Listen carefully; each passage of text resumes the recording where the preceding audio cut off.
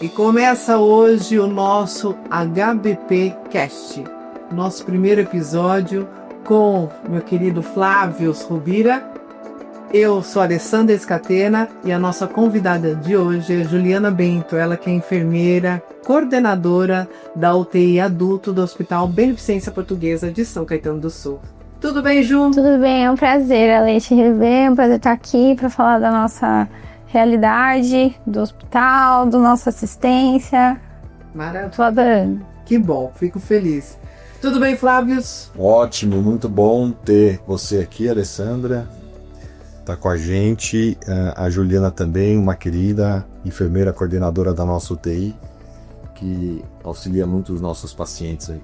E a primeira pergunta é, por que enfermagem e por que a UTI, Ju? A enfermagem, eu sempre gostei da área da saúde. No começo fiquei um pouco perdida em qual área ir, mas eu sempre me identifiquei com o cuidado. Eu amo ser enfermeira, amo conversar com os pacientes, participar da rotina. E a UTI, porque a minha primeira oportunidade foi na UTI e a minha segunda foi na emergência. Então eu sempre trabalhei em unidade crítica. E eu amo. E isso são quantos anos já? 15 anos. 15 anos. Só, na UTI, 15 anos. Sempre trabalhei na UTI. E tive uma passagem pela emergência, tive um setor crítico, mas eu me identifico com a UTI. Porque eu acho que é muito bacana você ver um paciente crítico com potencial de cura, e você vê essa transição, e ele ir pra casa, e ele essa evolução, e ele voltar, e ele te agradecer, e às vezes você, hoje em dia, adiciona no Instagram, e você vê ele vivendo, e é muito bom. Outro dia eu fiz um print, mandei pro Flávio, um paciente, eu postei lá, eu passando o pique, ele, quem passou o meu? Eu! Então, eu acho isso muito gratificante na nossa profissão. E posso dar uma opinião minha, né? Eu vejo técnicos de enfermagem, enfermeiros, para mim, assim, é claro que toda profissão, Flávio e Ju, temos que ter amor, né? Temos que ter alegria, mas eu vejo que na área de vocês, o amor tem que estar assim, o amor ao próximo tem que estar assim, à flor da pele. No alto nível. A enfermagem em si é a que tem mais amor que eu vejo pela profissão. 100% pela profissão, 100% ao cuidado, ao paciente. Aí depois vem as outras situações, mas ela começa na enfermagem pelo amor ao próximo. Eu acho que esse é o ponto-chave. E muitas vezes é o profissional menos reconhecido de toda a estrutura, né? Essa é uma das penalidades aí, e, inclusive dentro da enfermagem, eles atuam em diversos setores. E tem aquele setor da enfermagem que ele é crítico e que ele não é assistencial. Esse nunca recebe um elogio no paciente, né? Então assim, a Ju comentou que ela recebe elogio, cartinha, bombom, chocolate, né? Agora me adiciona, me chama na live. Tem um paciente super grave, ele me chama pra live, às vezes eu falo, gente, eu não posso entrar na live. Mas ela tá no assistencial. Sim. E aí vamos pensar, por exemplo, uma enfermeira que ela tá numa central de material, que ela prepara todo o instrumental para uma cirurgia de alta complexidade. O paciente nem sabe quem é. E é tão importante quanto, né? É um setor super importante dentro do hospital.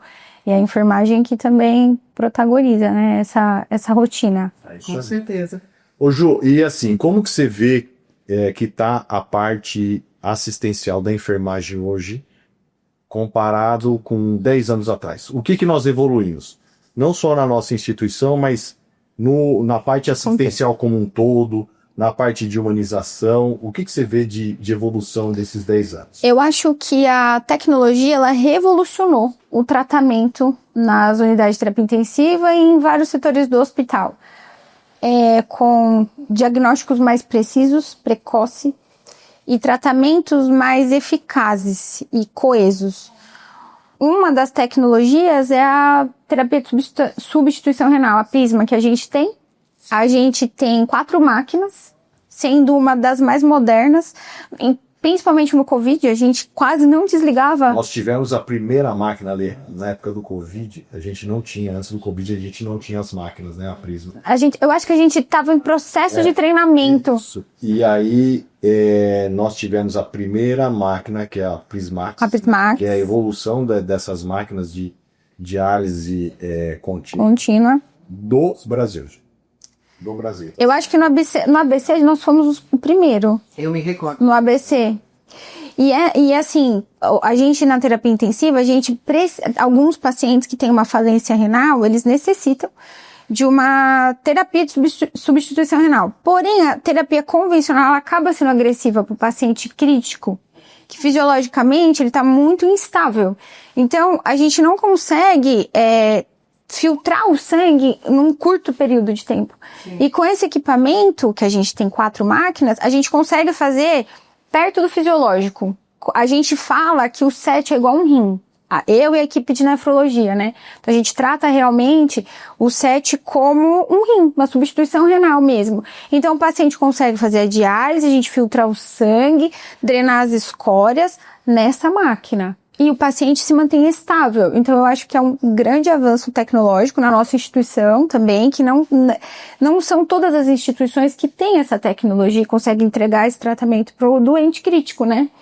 Nós mesmo, quando a gente começou a tocar, a gente não conseguia desligar os equipamentos, né? Eu mesma, ligava um, ligava outro. O Flávio até pensou a gente conseguir mais equipamentos. Então, eu acho que a tecnologia para o doente, ela revolucionou o tratamento. A Prisma é a gente também tem o PIC, né, que dentro de uma década, eu acho que a gente começou a padronizar em 2016, todo paciente que internar, em algum momento do hospital, ele vai ter um acesso, sempre, dentro do PS, para fazer um exame de imagem, só que nem todos precisam do mesmo acesso, às vezes precisam de um acesso mais específico, né, então a gente também tem essa tecnologia, que é um acesso central de inserção periférica. Só que o nosso, ele é power, então ele aguenta pressões, então ele transita pelo hospital com esse único catéter. Ele consegue fazer um exame de imagem, não precisa assim... Ficar vários dias com o mesmo catéter, isso você consegue entregar uma qualidade na assistência. Às vezes o paciente volta e fala assim, Ju, mas eu não quero aquele aqui, eu quero aquele aqui.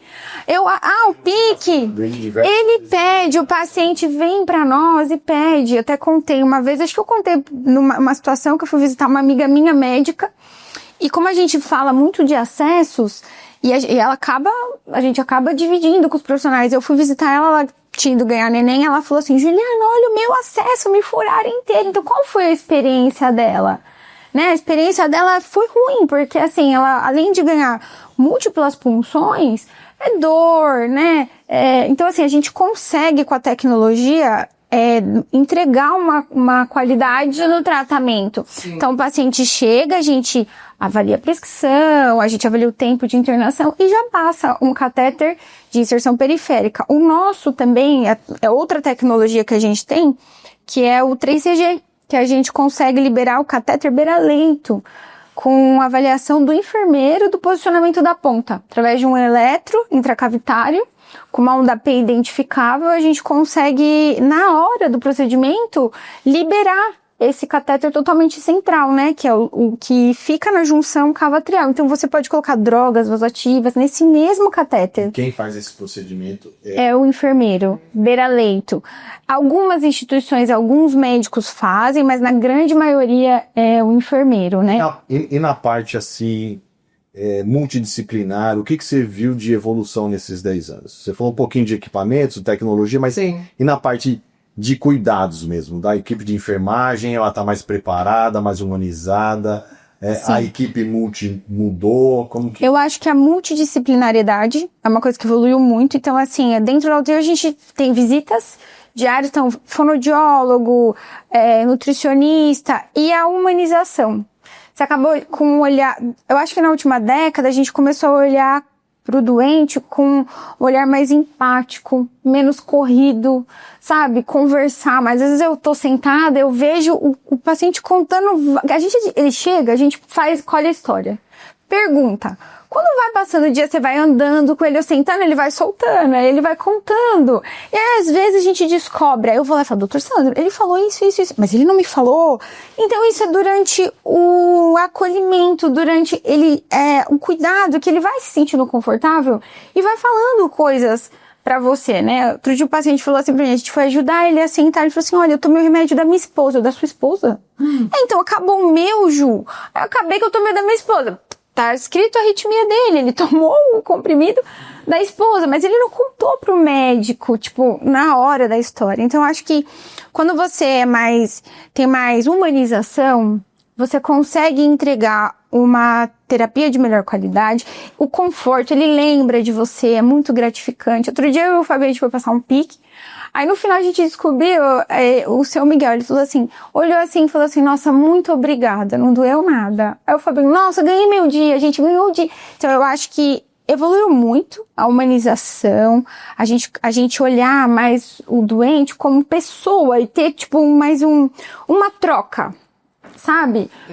Trazer ele assim pra ouvir mais, sabe? Cuidar, além do cuidado. Você acha que isso mudou durante o Covid? Acho que sim. Essa humanização, sim. Né, Flávia? Eu acho que sim. Acho que o Ela Covid estava acontecendo, mas acelerou, né? eu acho que acelerou muito. Ela já estava... Como a tecnologia acelerou também no Covid. Foi muito sofrido, muito doído. O período do Covid, às vezes eu falo que eu acho que a gente congelou no tempo, assim, porque por mais que a gente viveu, assim, o Covid, a gente de hospital viveu o Covid sempre, full time. Eu lembro, às vezes, do primeiro paciente do Covid.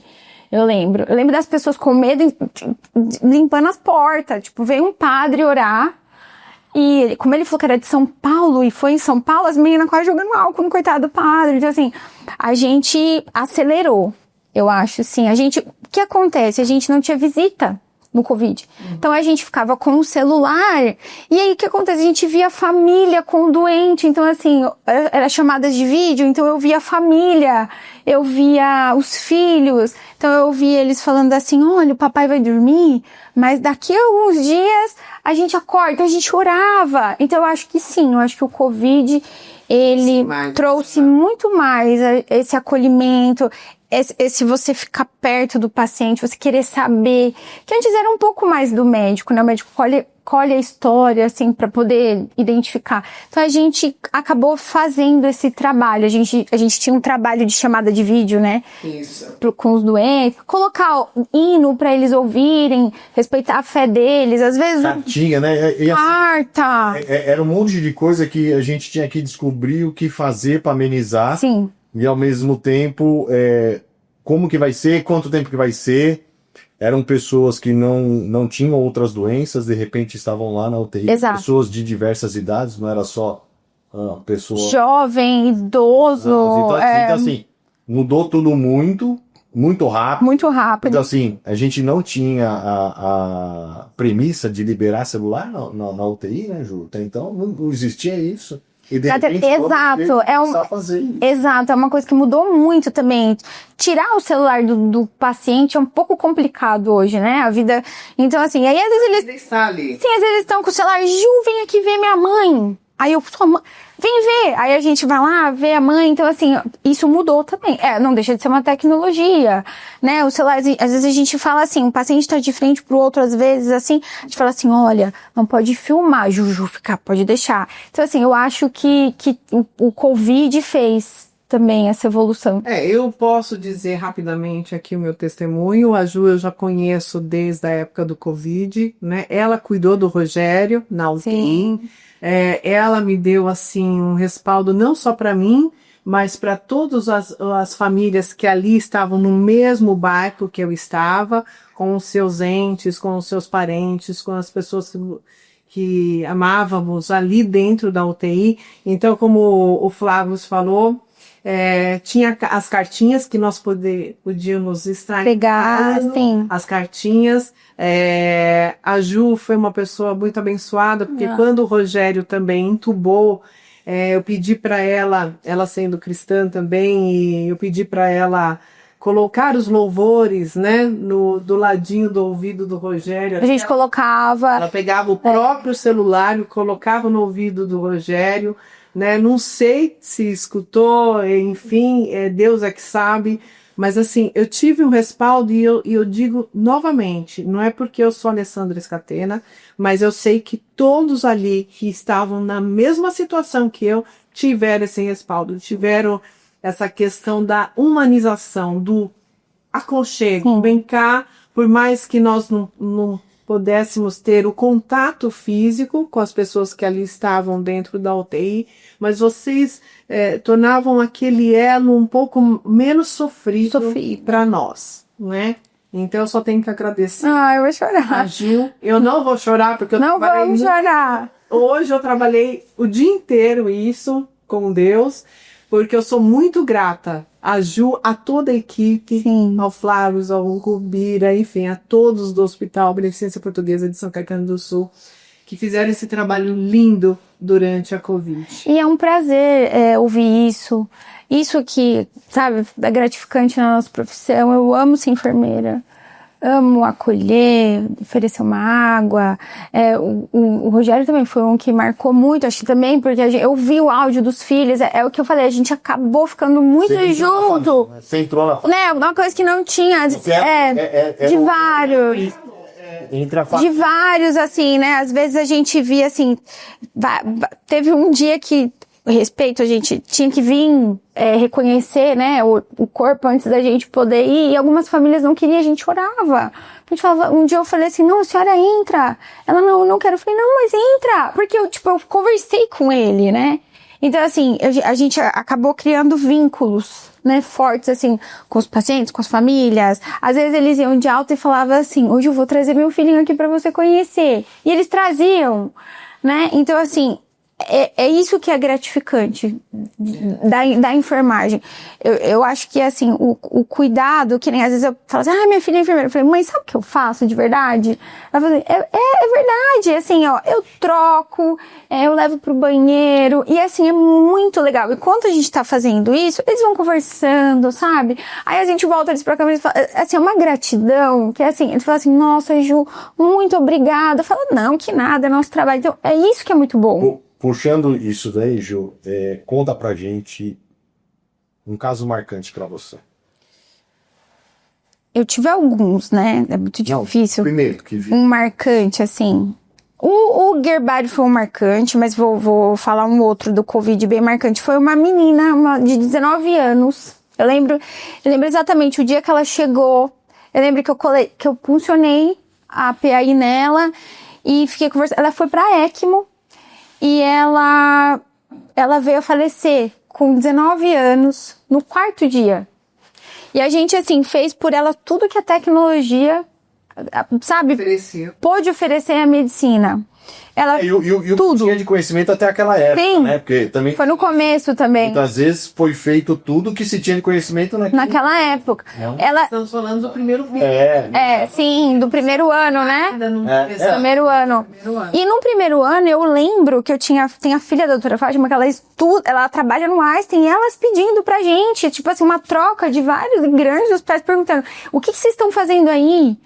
Porque, tipo, ninguém sabia realmente nada. Tem uma amiga do Santa Catarina, ela, Ju, o que vocês estão fazendo aí? Ela, manda pra mim que eu mando pra você. Então, assim, foi, eu acho também, pela idade também, 19 anos. E eu lembro que eu conversando com ela na hora de passar os catéteres, ela ficou com o PIC, ela ficou na ECMO, que é alta tecnologia, e inclusive no Covid, foi uma das maiores tecnologias que a gente também pôde usar. Sim. E ela não resistiu. Então também foi um caso que me marcou também, na pandemia.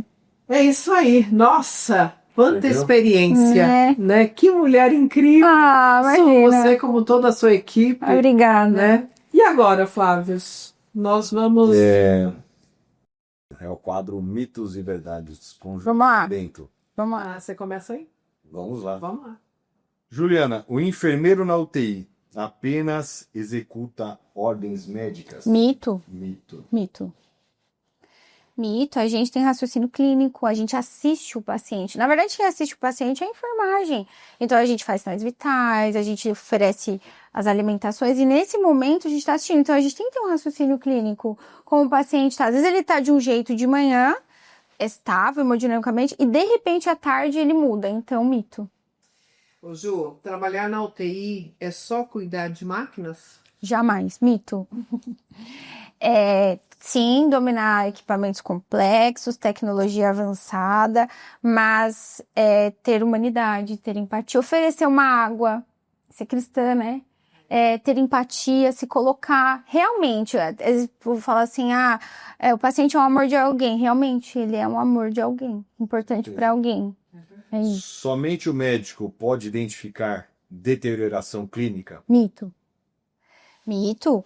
Às vezes o paciente fica a manhã inteira sem, por exemplo, ter um débito urinário, fazer uma necessidade fisiológica, é um sinal hemodinâmico. Somos nós que assistimos de novo e comunicamos. Olha, doutor, faz 6 horas que não, né?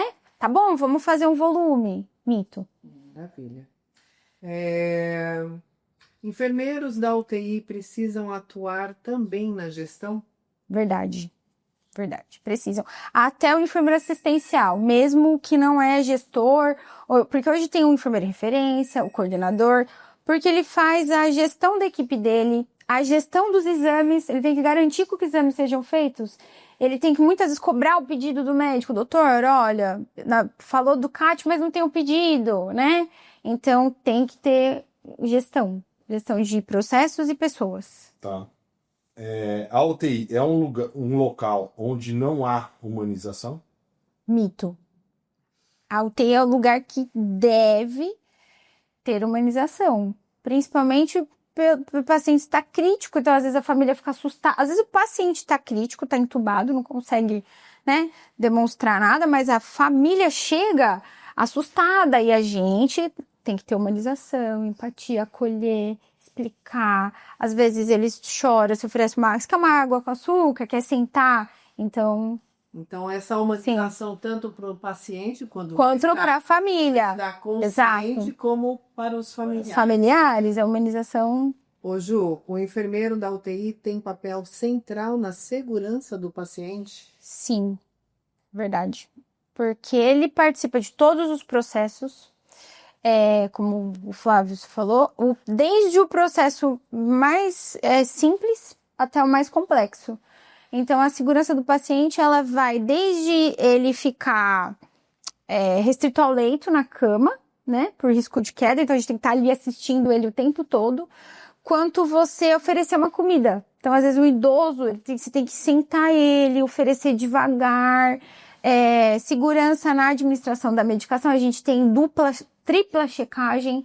Quando a gente vai administrar um determinado medicamento, faz parte da segurança, a gente coloca as pulseiras de identificação de alergia. Então, é o enfermeiro que faz essa gestão também, identificação do leito, tudo gestão de segurança que é executado especificamente pelo enfermeiro. Maravilha. Vamos para a nossa última pergunta? Vamos lá? Juliana, o que você vê na parte assistencial que ainda precisamos melhorar, né? E o seu sonho, né? Um sonho, tanto para você como para a sua equipe. Conta um pouco pra gente. Eu acho que ainda, precisa melhorar. Eu ainda acho que um alto nível de conhecimento técnico. Uma equipe com alto nível de conhecimento técnico. E também esse é meu sonho. Ter uma equipe com alto nível de conhecimento técnico. Aí o Flávio me conhece, eu adoro uma tecnologia, um procedimento, uma inovação com alto nível, porque o conhecimento técnico e com amor, porque você consegue entregar uma qualidade da assistência, né? E com amor, com excelência, não tem como, ele vai lembrar de você. Antigamente a gente falava que o paciente na UTI, ele não lembrava de nós, porque ele lembrava mais de quem cuidou dele no andar. Porque ele ficava muitas vezes entubado, confuso, e não, hoje não. Ele lembra de nós, porque ele lembra às vezes da nossa voz. Às vezes, outro dia, o paciente falou assim, nossa, eu lembro de você. Eu falei, era da minha voz. Porque ele tava agitado e eu falava assim, calma, a gente vai tirar o seu tubo. Então, calma, a gente vai tirar o seu tubo. Amanhã você vai me ver. E aí ele falava assim, eu lembro de você. Eu falei, não, era da minha voz. Então, eu acho que hoje, esse essa junção. Uma equipe com alto nível técnico e prestando um cuidado com amor. Os dois. Junto. Amor. Próximo. Em nome do hospital, você aqui como representante, agradecer a toda a equipe de enfermagem do hospital. Muito obrigado pelo que vocês fazem por nós e pelos pacientes. Ah, não Eu acho que vocês, em conjunto com os médicos, conseguem transformar. Agora, só o médico sozinho, sem a parte assistencial, não daria conta de fazer. Não. Só não faz ver, viu? É isso que também eu acho que é importante, a importância da disciplinaridade, né? Tipo, a gente hoje, eu também tem uma coisa que mudou muito nessa década. Os médicos mais antigos, a gente hoje em dia trabalha muito mais em conjunto com os médicos. Os médicos, eles já chegam procurando enfermeiro. Eles já chegam... Uma dinâmica de muito coesa, assim. Eles já chegam... Quem é o enfermeiro que tá aqui? Ai... Tipo assim, sabe? Então, tipo assim, eu já vejo, assim, que eles enxergam a importância... Vocês são essenciais. Do enfermeiro. Às vezes eu falo, nossa... Porque, assim, é legal, não vou falar. E eu vi essa mudança na última década. Dessa equipe coesa, né? Então, assim, a gente... sempre a gente, né, correu muito atrás do médico, mas eles hoje vêm muito pra nós, assim. Uma coisa muito legal, às vezes eles falam assim, paciente difícil, tipo, tá um NR alargado, eles falam assim, Ju, dá pra passar um pique? Porque realmente é mais seguro. Então, assim, a gente hoje trabalha muito em conjunto. Então, eu também tenho que agradecer muito que eu assim, eu valorizo muito a equipe médica e, assim, tudo que a gente conseguiu também, foi em conjunto com eles. A tecnologia de substituição renal foi com o nefro, não consigo trabalhar sem eles, a gente, né, trabalha em conjunto. E os intensivistas, né, que, tipo, são médicos altamente treinados também e que nos ajudam, né, no dia a dia nos apoiam e trabalham em conjunto. Então, realmente... Tem que ser um mega especialista, né, tem que saber... E tem que ser muito... eu falo que o intensivista... Da próxima, né, Ale? Às vezes a gente fala assim, Ele fala assim, pô, Ju, o cardiologista veio. Sandra, ele só olha o coração. Né? O intensivista, ele olha o paciente num completo, realmente, né? Ele olha coração, ele olha a parte pulmonar. Então, assim, realmente precisa ser um puto especialista. É o nosso próximo papo, hein? Anote aí. Ju, muito Eu obrigada. que agradeço. E eu também, em nome de todos os pacientes e familiares, Prazer, foi um prazer. Prazer de coração que falar. fazem parte dessa grande família, né, de técnicos e enfermeiros, enfim, todos os funcionários do Hospital Beneficência Portuguesa de São Caetano do Sul. Vamos terminando por aqui o nosso primeiro HDP Cast. Gostei, hein, Flávio? Foi muito legal. Prazer, Obrigada, foi um prazer participar. Obrigada. Viu? Beijo no coração de todo mundo. É isso aí. Então, até a próxima. E espero que todos tenham gostado muito do nosso bate-papo. Então, fique... Siga as nossas redes sociais, né? Gente, nosso Instagram, o nosso YouTube, tá certo? Então, até a próxima. Tchau, tchau.